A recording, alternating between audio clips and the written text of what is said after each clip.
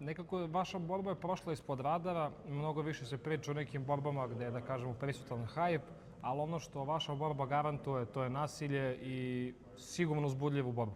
Pa ja sam siguran da mi nismo neprijatelji, ali smo protivnici i to se bude vidjelo u kavezu ko da se mrzimo od uvek, makar ne može biti dalje od istine, ali mi smo za to plaćeni, a i da nismo plaćeni mi to volimo i napravili bi to točno tako da se hoćemo poubijati tamo i to ne može biti drugačije nego atraktivno. Bilo je atraktivno i prvi put, drugi put ne može biti ništa drugačije.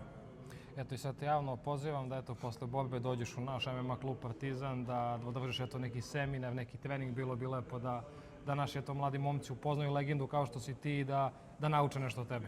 Ako si raspoložen, naravno. Može, ja ako izgubim, ja budem objasnio zbog čega sam izgubio, ako slučajno pobjedim, budem dečkima i curama u klubu objasnio kako se to točno dogodilo.